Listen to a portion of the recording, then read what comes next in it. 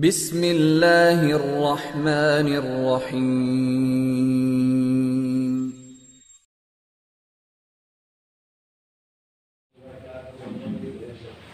अल्हम्दुलिल्लाह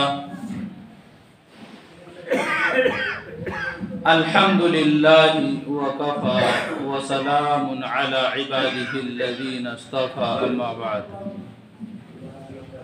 फ़अऊज़ु बिल्लाहि मिनश्शैतानिर्रजीम बिस्मिल्लाहिर्रहमानिर्रहीम। वइज़ अख़ज़ रब्बुका मिन बनी आदम मिन ज़ुहूरिहिम ज़ुर्रिय्यतहुम व अशहदहुम अला अनफुसिहिम अलस्तु बिरब्बिकुम क़ालू बला शहिदना अन तक़ूलू यौमल क़ियामति इन्ना कुन्ना अन हाज़ा गाफ़िलीन। सदक़ल्लाहुल अज़ीम। दोस्तों, बुज़ुर्गों, अल्लाह ताला ने हम सबको दुनिया की कीमती ज़िंदगी अता फरमाई है। दुनिया की ज़िंदगी की कीमत इस एतबार से है कि दुनिया खेती है, दुनिया की ज़िंदगी खेती है, दुनिया की ज़िंदगी फसल बोने का वक्त है। और आप जानते हैं कि जब फसल बोने का वक्त हो, बीज बोने का वक्त हो, उस वक्त अगर बो दिया तो जब फसल काटने का टाइम होगा इंसान खुश होगा। और अगर फसल बोने के वक्त, बीज बोने के वक्त सुस्ती और काहिली में वक्त गुजार दिया, घूमने फिरने में वक्त गुजार दिया, तो जब लोग अपनी अपनी फसल काट रहे होंगे तो वो तो खुश होंगे, लेकिन ये टेंशन में होगा। जिसने बीज बोने के वक्त बीज बोया वो खुशी के दिन देखता है और देखेगा, और जिसने बीज बोने के वक्त घूमने फिरने में सुस्ती काहिली में वक्त गुजारा वो परेशान होगा। तो दुनिया की जिंदगी ये बीज बोने का वक्त है, ये फसल बोने का वक्त है, और आखिरत की जो जिंदगी है वो फसल काटने का वक्त है। इसलिए हदीस पाक के अंदर फरमाया अद्दुनिया मज़रउल आखिरा, कि दुनिया आखिरत की खेती है। तो दुनिया की जिंदगी की कीमत से ही आखिरत की कीमत बनती है। दुनिया की जिंदगी को कीमती बनाया तो आखिरत की जिंदगी कीमती बनेगी, और दुनिया की जिंदगी को गफलत में गुजार दिया तो आखिरत बर्बाद हो जाएगी। और याद रखो, खूब अच्छी तरह याद रखो कि दुनिया की जिंदगी सिर्फ चंद रोजा है, एक आर्जी जिंदगी है, एक वक्ती जिंदगी है। मुस्तकिल और दायमी जिंदगी दुनिया की नहीं है, बल्कि आखिरत की लामहदूद जिंदगी है। तो अल्लाह ताला ने जब इंसानों को दुनिया में भेजा तो उससे पहले कुछ वाक़ियात पेश आए। अल्लाह ताला ने बनी आदम की पुश्तों से, बनी आदम की पीठों से उनकी औलादों को पैदा किया। वइज़ अख़ज़ रब्बुका मिन बनी आदम मिन ज़ुहूरिहिम ज़ुर्रिय्यतहुम, और अल्लाह ताला ने उनकी औलादों को खुद उनके ऊपर गवाह बनाया। यानी हम सब जो दुनिया में आए हैं हमने खुद अपने ऊपर गवाही दी है, खुद अपने खिलाफ यानी अपने बारे में गवाही दी है। और अल्लाह ताला ने ये इकरार लिया इसलिए अशहदहुम अला अनफुसिहिम, अल्लाह ने इंसानों को खुद उनकी जानों पर गवाह बनाया। और ये इकरार इसलिए लिया अलस्तु बिरब्बिकुम, ये इकरार कि क्या मैं तुम्हारा रब नहीं हूँ। ये अहद जिसको अहद अज़ल और अहद अलस्त दोनों कहते हैं, ये इसलिए लिया ताकि क़यामत के दिन जब इंसान इस दुनिया की ज़िंदगी से वापस अल्लाह के पास जाएगा तो ये ना कह दे कि हमें तो कुछ पता ही नहीं था, हम तो बेखबर थे। तो अल्लाह ताला फरमाते हैं शहीदना, हम गवाह हैं, अल्लाह गवाह है, फरिश्ते गवाह हैं, सबको शामिल किया, खुद इंसान भी गवाह है। शहीदना अन तक़ूलू, हम गवाह हैं इस बात के जो तुम कह रहे हो। आखिरत के दिन ये सब सामने कर देंगे अल्लाह ताला।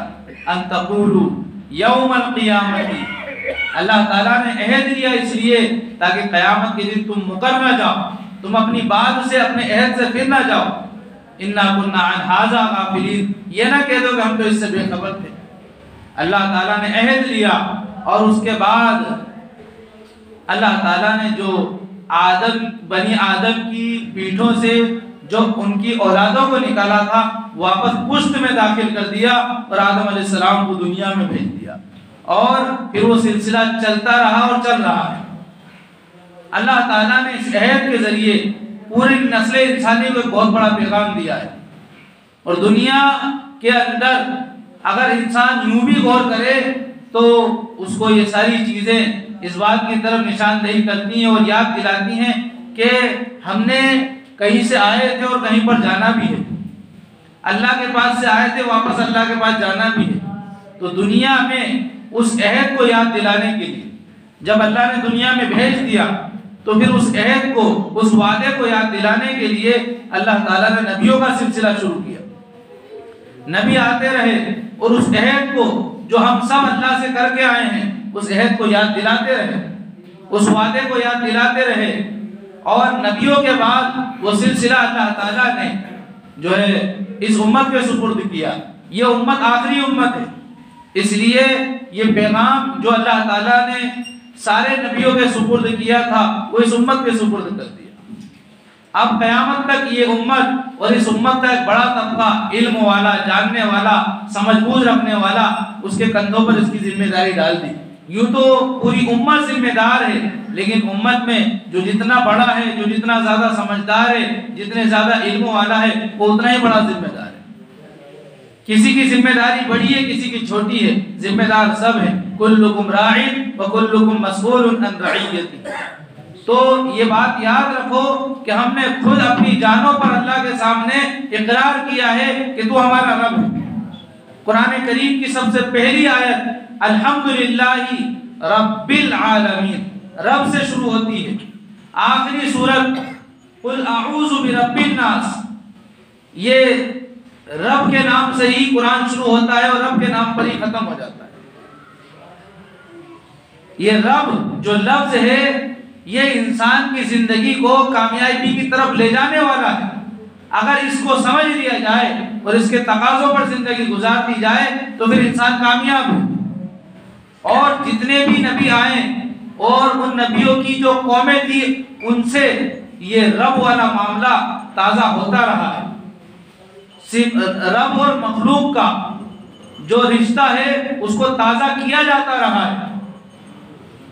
मूसा अलैहिस्सलाम आए या इब्राहिम अलैहिस्सलाम आए या दीगर अंबिया आए, लेकिन जो रब का तस्वीरा था वो होता रहा। कभी नमरूद ने कहा कि मैं रब हूं, तो अल्लाह ताला ने इब्राहिम अलैहिस्सलाम के जरिए इनकार करवाया। आग में जलाने की धमकियां दी जा रही हैं, यहाँ तक कि आग में डाल दिया गया और अल्लाह ताला की कुदरत से आग जो है गुले गुलजार हो गई और इब्राहिम अलैहिस्सलाम बचे। इब्राहिम अलैहिस्सलाम को नजात मिली, लेकिन अल्लाह ताला को जो रब मान चुके थे उससे फिरे नहीं, बल्कि नमरूद को दावत दी इस बात की कि रब तू नहीं है, रब कोई और है। मुनाजरा हुआ, नमरूद कह रहा है कि रब तो मैं हूं, मुझे पता चला है कि तू किसी और को रब मानता है, क्या करता है तेरा रब? तो इब्राहिम अलैहिस्सलाम कह रहे हैं कि मेरा रब मारता भी है और जिंदा भी करता है। तो नमरूद ने एक शख्स को बुलाया और उसको मार दिया कि देखो मैं भी मारता हूं, और एक उस शख्स को जिसके लिए उम्र कैद हो चुकी थी उसको बुलाया और उसको छोड़ दिया कि देखो मैं जिंदगी भी देता हूं। इब्राहिम अलैहिस्सलाम उसके इस अमल पर हंसे कि कैसा बेवकूफ़ी वाला अमल है, इसको मारना और जिंदा करना कैसे कह सकते हैं? इब्राहिम अलैहिस्सलाम ने उसकी बात का रद्द नहीं किया, बल्कि एक दूसरा सवाल किया कि मेरा रब मशरिक से सूरज को निकालता है, अगर तू रब है तो मगरिब से सूरज को निकाल। फबुहितल्लज़ी कफ़र, बादशाह नमरूद ये जवाब सुनकर, ये बात सुनकर हक्का बक्का रह गया। जब उससे जवाब नहीं बना तो फिर उसने उनको मारने के लिए फैसला कर लिया।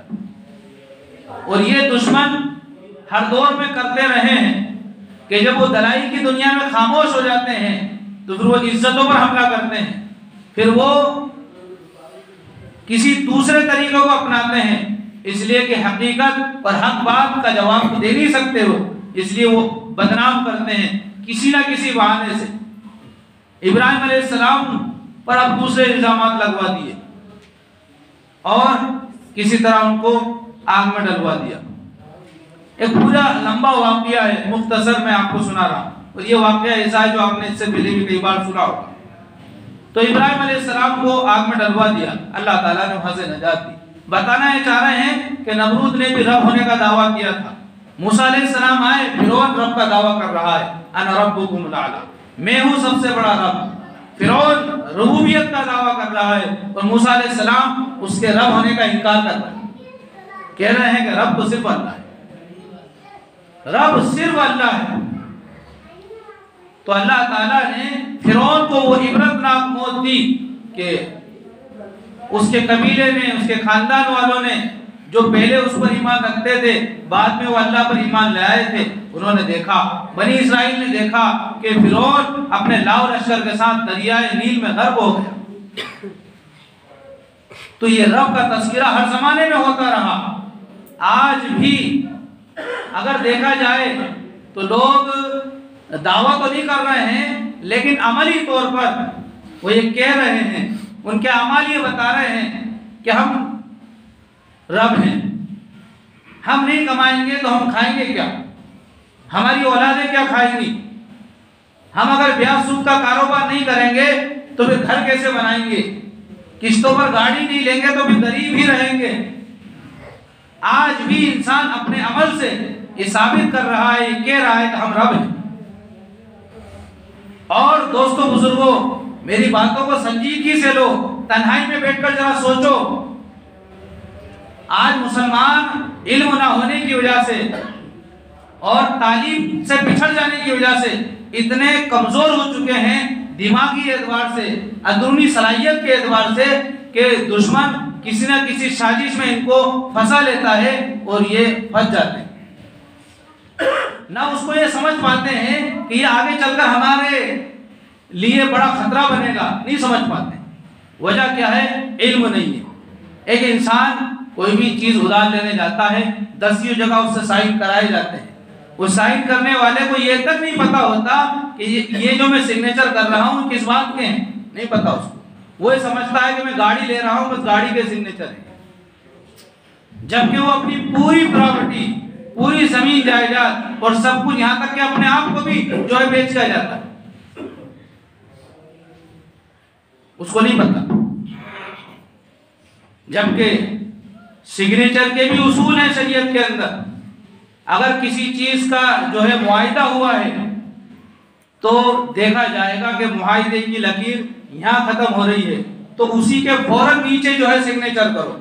कहीं ऐसा ना हो कि अगर तुम थोड़े नीचे सिग्नेचर कर दोगे, दस्तखत कर दोगे, बीच में थोड़ी सी जगह रह जाएगी, तो हो सकता है कि वहां पर कोई एक आध लाइन अपनी तरफ से बढ़ा ले और बाद में तुम्हें जो है मुसीबत में पड़ना पड़े। कहीं तुम मुसीबत का शिकार ना हो जाओ, तो फौरन वहीं पर जहां पर बात खत्म हो रही वहीं पर सिग्नेचर करो। आज इल्म नहीं है, पढ़ना लिखना आता नहीं है, तो फिर जहां भी सिग्नेचर करवा लो कर देंगे। आज लोन का जो मामला चल रहा है वो कितनी तेजी से, हर कोई लोन वाली बीमारी में गिरफ्तार है। और लोन के जो उसूल, जो कवानीन मुरत्तब किए हैं जिन लोगों ने, अगर यकीन नहीं आता तो पढ़ लीजिए, और यकीन आ जाए तो अमल कर लीजिए। और इस दौर में तो पढ़ना समझना सब आसान है, बस वक्त देने की जरूरत है।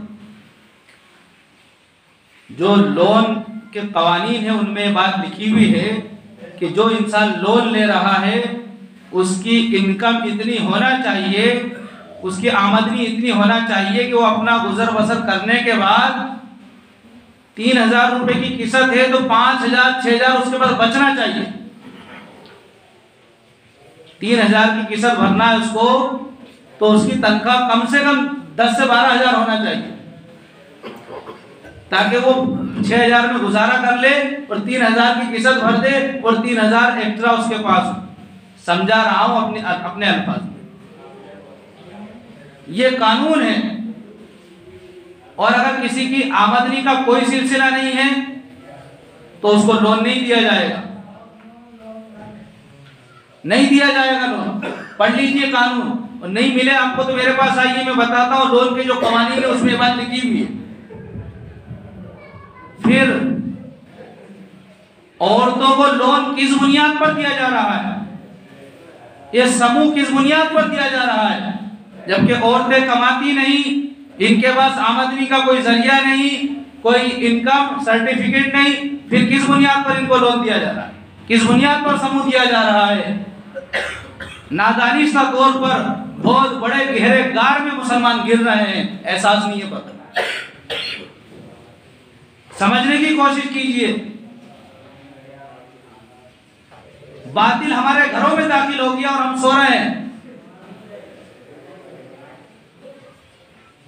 न समझे हैं न समझना चाह रहे हैं।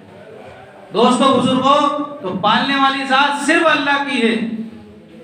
अल्लाह ने जो मुकद्दर में लिख दिया है, इंसान की पैदाइश से 50,000 साल पहले लिख दिया है। अगर एक दाना भी उसके मुकद्दर का बचा है तो खाकर जाएगा, और जितना मुकद्दर में लिखा है उससे ज्यादा उसको मिल नहीं सकता। चाहे वो जितने ही जो है तगो तो कर ले, जितनी कोशिशें कर लें, जितनी एड़ियां मार लें, मुकद्दर से ज्यादा हासिल नहीं कर सकता। यहां तक कि अगर उसकी जो सांस बची हैं वो भी लेकर जाएगा। अल्लाह ने लिख दिया है कि कितनी सांस लेगा। बाज लोग उनका रिस्क खत्म हो जाता है, सांस उनकी बाकी रहती है तो उल्टी सांस चलने लग जाती है और कोमा में उनको जो है रख दिया जाता है, ताकि वो अपनी सांस वाली जिंदगी पूरी कर ले। तो फिर जब पालने की जिम्मेदारी अल्लाह ने ली है, कुरान करीम की पहली सूरत में पहली आयत में अल्लाह ताला रब होने का ऐलान कर रहे हैं, आखिरी सूरत में कुल आऊज़ु बिरब्बिन नास रब होने का ऐलान कर रहे हैं। तो फिर क्यों हम अपने आप को रब समझ रहे हैं? क्यों कह रहे हैं हम कि हम कमाएंगे तो खाएंगे? कहने का मतलब ये नहीं है कि आप जो है हाथ पे हाथ धरे बैठ जाओ और अल्लाह ताला आपके मुंह में लुकमा डाल देगा, ये मतलब नहीं है। जायज तरीके से इतनी कोशिश करो कि 2 रोटी और 2 बोटी मिल जाए, समझे? इतनी कोशिश करो। बड़ा महल बनाने, बड़ा बंगला बनाने, इसके पीछे मत पड़ो। जायज तरीके पर कोशिश करो, हरामकारी की तरफ मत जाओ। हराम काम जब किए जाते हैं तो फिर अल्लाह ताला अमाल का जो वजन है, अमाल की जो बरकत है वो खत्म कर देते हैं। एक तरफ तो हम अल्लाह का हुक्म अदा कर रहे हैं नमाज पढ़कर, सुभान रब्बियल आला कह रहे हैं कि मेरा रब पाक है, बुलंद व बाला है, और दूसरी तरफ जो है उसी रब की नाफरमानियां कर रहे हैं। तो अल्लाह सिर्फ मस्जिद में नहीं है, अल्लाह तो हर जगह है। हम सिर्फ मस्जिद में अल्लाह को समझते हैं, सजदे में अल्लाह को समझते हैं, रुकू में अल्लाह को हाजिर नाज़िर समझते हैं, और बाहर की जिंदगी में क्यों नहीं समझते? ये शैतान का बहुत बड़ा धोखा है। बातिल आज चारों तरफ उसने अपने जाल फैला दिए हैं, वो हर तरह से आपके ईमान को उचकना चाहता है। बातिल तंजीमें और बातिल ताकतें ये जानती हैं कि अगर मुसलमान सही मानों में मुसलमान बन गया तो फिर हमारी नाकामी दूर नहीं है। और ये फिलिस्तीन के ऊपर जब सबसे पहला अटैक किया था 1973 के अंदर गालिबन, उस वक्त वहां की जो चौथी प्रधानमंत्री थी उसने कहा था कि जिस दिन मुसलमान फजर की नमाज में इतने हो गए जिस तरह जुमे की नमाज में होते हैं, उस दिन मुसलमानों की फतह हो जाएगी। एक गैर मुस्लिम लेडी ने कहा था, जिसने पूरे अरब को शिकस्त दी थी, कि जिस दिन मुसलमान फजर की नमाज में उतने हो गए जितने जुमे में होते हैं, मुसलमान फतह पा जाएंगे। दोस्तों बुजुर्गों, अपनी जिंदगी में तब्दीली लाओ। 4 दिन की जिंदगी है, हर एक को मर कर जाना है, अल्लाह के सामने पूरी जिंदगी का हिसाब देना है। आप इसी दुनिया में अपने चारों तरफ नजर उठाकर देखो, एक के यहाँ मैयत हो रही है तो लोग रो रहे हैं, दूसरे के यहाँ बच्चे की पैदाइश हो रही है, खुशियां मना रहे हैं, किसी के यहाँ शादी हो रही है तो खुशियां मना रहे हैं, किसी के यहाँ लड़की रुखसत हो रही है रो रहे हैं, कोई बहू लेके जा रहा है तो खुशियां मना रहा है। ये दुनिया की चेल पेल और रंग रलियां हैं, कहीं पर कुछ है कहीं पर कुछ है। किसी के मरने से कोई खाना बंद नहीं कर देता, कोई पानी पीना बंद नहीं कर देता, और किसी के पैदा होने से कोई एक रोटी ज्यादा नहीं खाना शुरू कर देता कि अब हमेशा एक रोटी ज्यादा खाऊंगा। ये सिर्फ 4 दिन के झमेले हैं। 4 दिन किसी की आंख में आंसू आएंगे या 4 दिन कोई खुशी मनाएगा। अब खुद गौर करो कि अबू लहब ने अपनी कीमती और चहीती बांधी नबी अकरम सल्लल्लाहु अलैहि वसल्लम की पैदाइश पर उसने जो है आजाद कर दिया था। पूरे मक्का में उसने जो है मिठाई तकसीम की थी और सब लोगों की दावत की थी। वही अबू लहब सबसे पहला दुश्मन बना था नबी सल्लल्लाहु अलैहि वसल्लम। तो दुनिया तो आज आपकी है कल आपकी नहीं होगी। ये तो साथ रहते हुए भी साथ छोड़ देते हैं। और उलमा ने वो जो हदीस है कि जिसमें यह है कि अल्लाह ताला डायरेक्ट मौत नहीं भेजेगा और अचानक मौत आ भी जाती है, अल्लाह के नबी उससे पनाह मांगते थे। हमें भी पनाह मांगना चाहिए कि अल्लाह अचानक मौत से जो है हमारी हिफाजत फरमाए कि बार दफा तौबा की तौफीक नहीं मिलती, तौबा का मौका नहीं मिलता और इंसान मर जाता है। इसी तरह कह रहे हैं कि जो अल्लाह की तरफ से जो पैगाम आते हैं, जैसे सफ़ेद बाल है, बुढ़ापा है, कमर का झुक जाना है, नक्शे का हुलिये का बदल जाना है, उसी में लिखा है कि ये पोता पोती भी जो है अल्लाह की तरफ से ये पैगाम लाने वाले हैं कि आजकल पोता पोती भी कह देते हैं दादा अब तेरा कुछ नहीं बचा। तो दोस्तों बुजुर्गों, अब समझो ये दुनिया के हर चीज बता रही है हमें कि हम अल्लाह के पास जाने वाले हैं, आखिरत के मुसाफिर हैं। तो दुनिया की याद से दिल हटाकर अल्लाह की याद में दिल लगाओ। जो गलतियां हुई हैं माफी मांगो, तलाफी करो, हुकूक एक दूसरे के जिम्मे हुकूक अदा करो और मरने से पहले मरने की तैयारी कर लो। तो नमाज़ें कौन कौन शुरू करेगा फिर आज से? चलो अल्लाह ताला आपके इस अहद को कबूल फरमाए। मंगल के दिन हमारे अपने गुर्दा खेड़ी में अल्हम्दुलिल्लाह जो है जमात का जोड़ है मगरिब से ईशा तक। तो पूरे अपने 13 गांव के लोग आएंगे इंशाअल्लाह। आप लोग भी शरीक हो गए, उसमें होना है। देखो ऐसा है, अगर आप लोग शरीक नहीं होते हो ना तो लोग भले जबान से के कहने वाले कह भी देते हैं कि देखो साहब दूर दूर से आ गए, गुर्दा खेड़ी वाले कोई दिख ही नहीं रहे। तो कोशिश करें कि ज्यादा से ज्यादा आप टाइम दें, मगरिब से इशा तक जुड़ोगे ना सब इंशाअल्लाह। मंगल के दिन, आज जुमा है, 3-4 दिन है, मंगल की मगरिब से तो इशा तक। अल्लाह ताला से दुआ अल्लाह अमल की तौफीक अता फरमाए। बाक़ी दावाना।